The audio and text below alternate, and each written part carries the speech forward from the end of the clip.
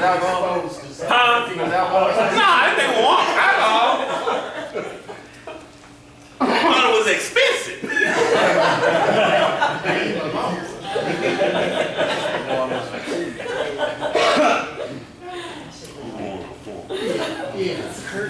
Ain't that crazy? That the phenomenon of craving is limited to this class and never occurs in the average tempered drinker. It never does, y'all. That's what separates us. The phenomenon of craving, the allergy, is what happens when I consume the alcohol or drugs. But that phenomenon of craving, that's what happens after I take it. And then next week we'll talk about that mental obsession. It goes even further. But then that phenomenon of craving is what makes me keep going on and on and on and can't stop, and I don't understand why. I can't moderate once I get started. I can't stop. That's the phenomenon. And that's what Paul was talking about when he said, I don't understand myself. That's how I could identify with that, because I couldn't understand why I couldn't stop. That's why in the big book it says when you ask an alcoholic why he relapsed or why he done what he done, he can't explain it himself. Right. So it's best not to try to reason with us and beat us over the head for answers that we can't give you. That's why when the guys come back from intervention, I learned a long time ago, ain't no need of me interviewing them. Just say, you back? Yeah. Go on over there and lay down somewhere.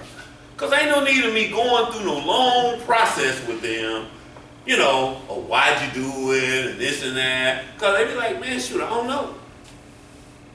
And I'm telling you what it's not, y'all. It's not that he wanted or she wanted to get high. It ain't got nothing to do with that. Because once I've entered into the chronic stage of my addiction, I never want to get high again.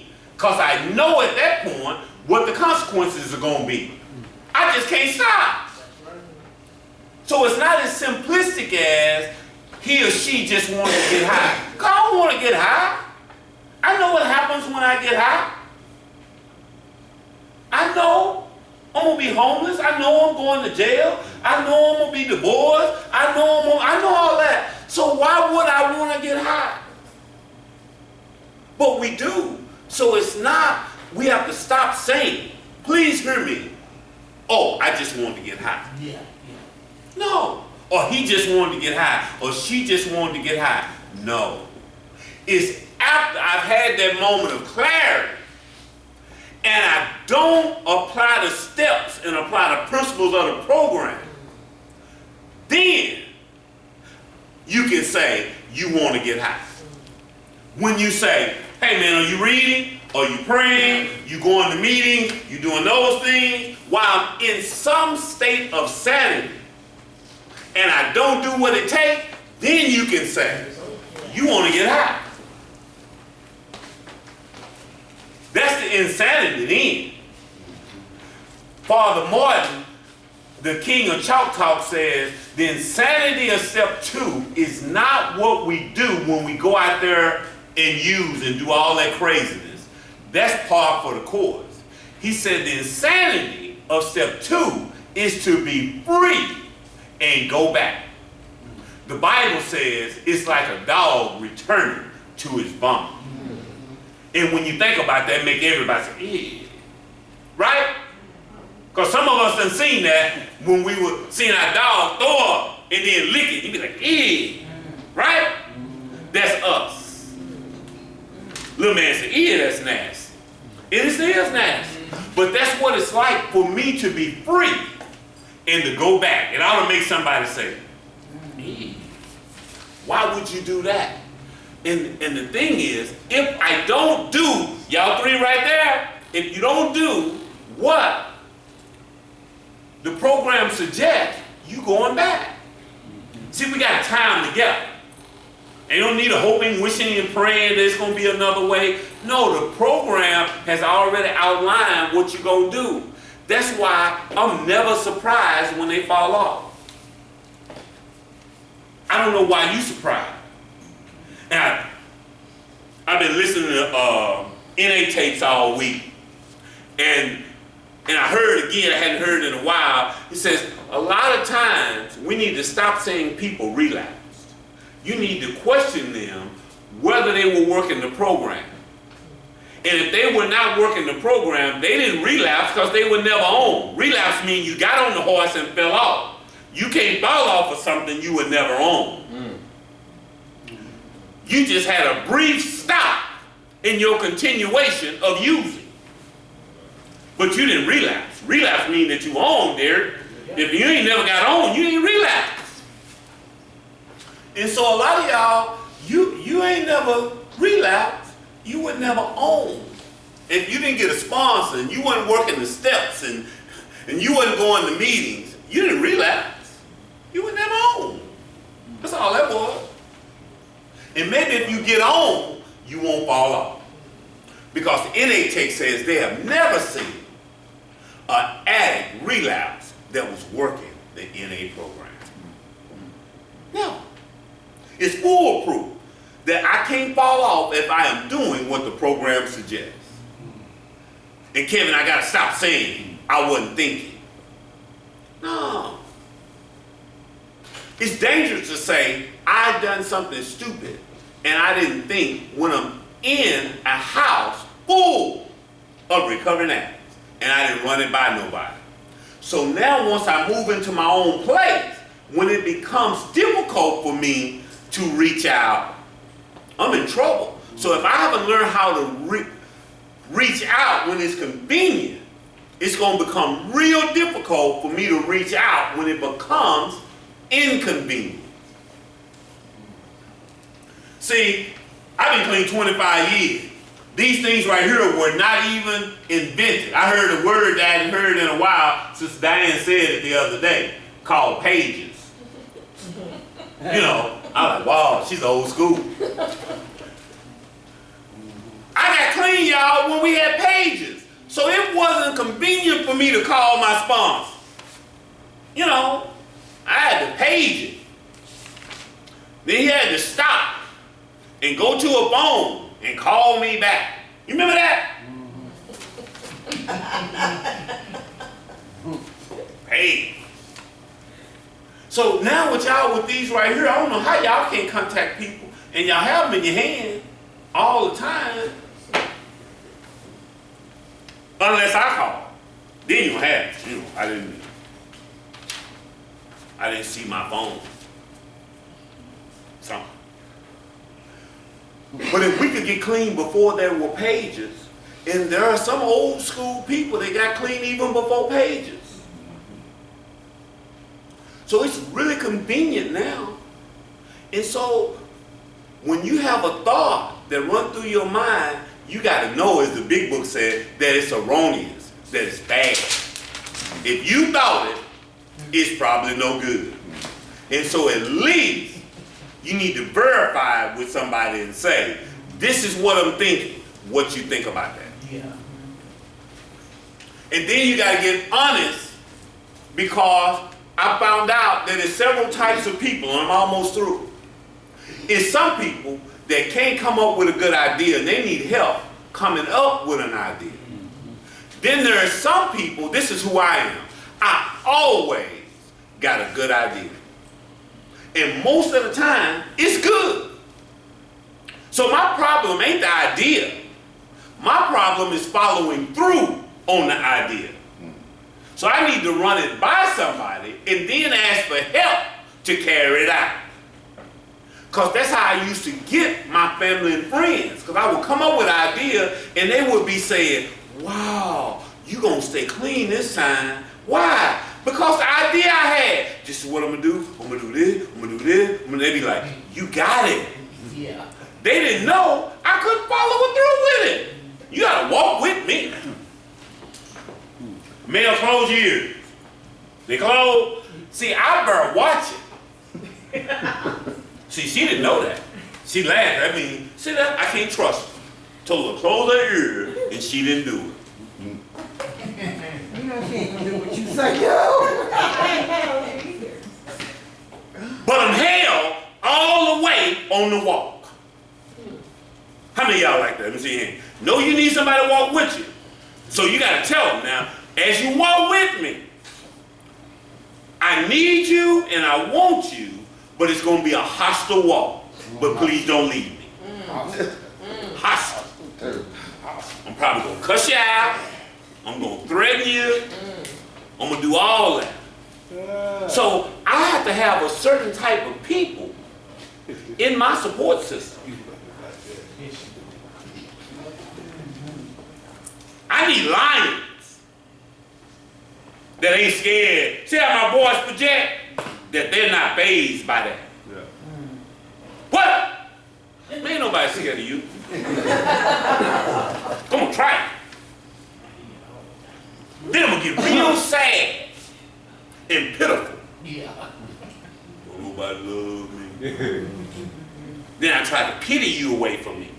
Yeah. Then if that don't work, I normally comply. But you got to go through hostility, pity, to get to compliance. Wow. And that's even with 25 years clean. That's today. Yeah. Then the third group of people, Diane said, God, third group of people, they can't come up with a good idea and they can't walk it out. They just messed up. So they got to be honest about that. I can't think for myself and neither can I carry it out. And all three of them can get clean if they can get honest. All three of them. And none of them know better than the other. It's just who you are. You just got to ask for help. Dang, why you look at me like that? I'm just feeling bad for male of me. You know what she said? I'm a joy. I thought you said that's what they say up here.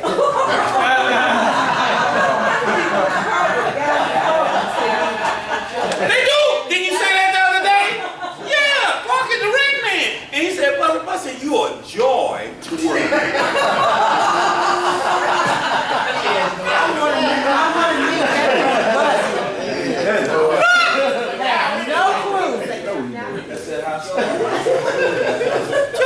No, that's that falling into compliance thing we were just talking about. The allergic type never safely uses alcohol in any form at all. Never safely use alcohol in any form at all. So we can't use, and let me tell y'all, alcohol is a drug. All right? Alcohol is a drug. And so that means that we can't use nothing, y'all. You can't substitute one drug for another and all that stuff in any form. Let me hear you. And once having formed a habit and found they cannot break it, once having lost, check this out, self-confidence and develop a reliance on things human, their problems pile up on them and become astonishingly difficult to solve. When I start to rely on myself and my own thinking, my problems just pile up and pile up. And after a while, I dig a hole so deep, I don't have the coping skills to get myself out of it. And so now I need another drink, Keith, because now I done started to think about how deep the hole is, and I'm trapped. And that's when I need to talk to some people in the fellowship who have been in a hole just as deep as me, how they can tell you that it's just one step at a time, brother. It's not that bad. You can get out of it. But when I'm looking at it alone, these problems are piled up so big that I don't think I can make it. Last page. It said chronic addicts must believe three things for recovery to be possible. Number one, their mind and body has been affected.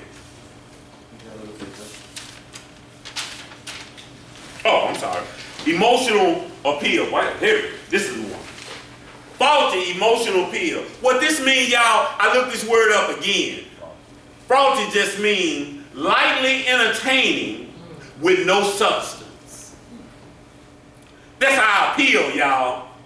We're lightly entertaining but no substance. So we'll try to entertain you. And if you stay around us long enough, you'll find out that, you know, we ain't that funny and we ain't that deep. Faulty. The message which can interest and hold these alcoholic people must have depth and weight. So guess what? You got to give us something with some substance. And what it is really, y'all, is the naked truth. And sometimes you got to hurt our feelings and save our life. And if you get so caught up in not wanting to hurt our feelings, you may end up killing us. And it sounds ugly. Sometimes you just got to tell us the truth. And not water it down. That's what we used to. And we take it a little bit better. Not that somebody has to be in recovery to tell us the truth. We just take it a little bit better from somebody who has suffered the same thing. A little bit better. Not all the way, Cleveland, but a little bit better. You know. Where they can kind of tell us the truth. But everybody, the truth is just the truth. You know. In nearly all their ideas must be grounded in a power greater than themselves if they are to recreate their lives. Recreate. First, we got to look and see what was created. And this is kind of the same thing as it talks about in step 2 when it says restored to sanity. It means the original state. You know, it's not pimping your ride. When you restore a car, you put a car back to the way it was when it was first done, not the big rims and all that other stuff. And so we got to recreate our lives. So we just got to start over, Keith, and look at it. So how can I recreate my life? How can I build a new life from scratch? And it's a wonderful thing. I was 28 years old and I was saying things like little man over there was saying, and I had to say it, Obi, what do you want to be when you grow up? Yeah. And you get to say that again, no matter how old you are. You got to recreate your life with some truth and some honesty and be real, but you got to recreate it. Y'all got it? Yeah. You got to recreate your life. And you start asking yourself, what do I want to be when I grow up? You know, my son used to say, you know, he was going to be a doctor, a lawyer, a football player, a basketball player, and a baseball player, and an Indian chief. You know, he was little. I just said, oh, okay, Jamie. You know, you can be all that. Now, I knew he really couldn't be all that. You know, as he got a little older, I started giving him some truth. Like, no, partner, you're probably not going to be all of that. And so we have to do that with us because we, you know, I always ask all of the clients, what is your market value? How much money do you expect to make? I guess it was last year.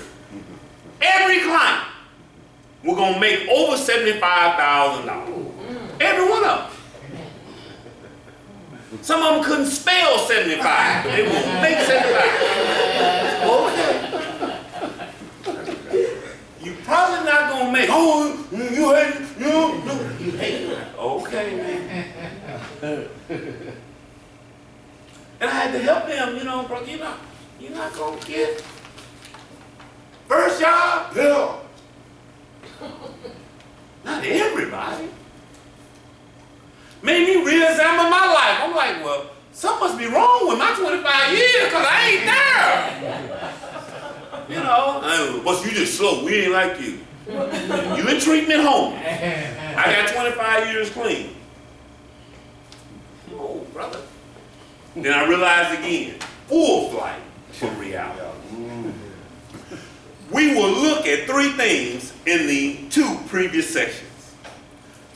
The actions of the alcohol on the chronic alcoholic is a manifestation of an allergy. That's what it is. We are allergic and we can never use no mood-altering chemicals safely again. There are two main gateway drugs, especially for us in here. Alcohol, marijuana that we struggle with. And some of y'all ain't drank no alcohol in a long time. And ain't smoked no weed in a long time. But all of a sudden, alcohol become all important. I don't want to drink. No, that's your disease. And you know what? You done passed by that stage. And normally, when you drink, it won't be long before you go back to your drug of choice. How many of y'all done fell out behind that lie? Try and drink. Try and smoke a little weed. So you got it now? You can't drink? Yeah. You sure? Yes, positive. All right, we'll see. Y'all sure Arnold Palmer's don't have alcohol in them? I cannot believe you haven't even I had it. can trust you, do they? No, that's just lemonade and tea. That's it, that's all. He was out for baseball players. It sounds a little alcoholic though, don't it? Like Long Island. Like Long Island iced tea, yeah. Oh, you said it so proper too. I would have.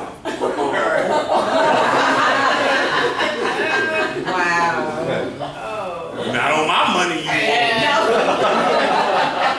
You didn't get it? Y'all let him get it. I went on, let him. I felt good, I was mad though. I ain't taking it no more. Anyway, number two. That becomes the reliance on things human. Their problems pile up. Reliance on things human. Y'all, can't no human nothing get you out of this. It's going to take a power greater than you. And for a lot of us, y'all, it's just the collective body of the fellowship. That's what it was for me. I wasn't raised in church, and so I wasn't all religious when I got here. I just knew that the collective body was bigger and stronger than me. And so that was a power greater than me until I could build my own relationship with God. It was the fellowship was a power greater than me. Yeah. That's what I trusted. And we all look at this thing differently. And we all have different religious views and this and that. All of that. So let's don't get caught up on that. All right? Yes, sir. Yes, sir. Last one. Their ideas must be grounded in a power greater than themselves if they are to recreate their lives. Thank y'all. Hopefully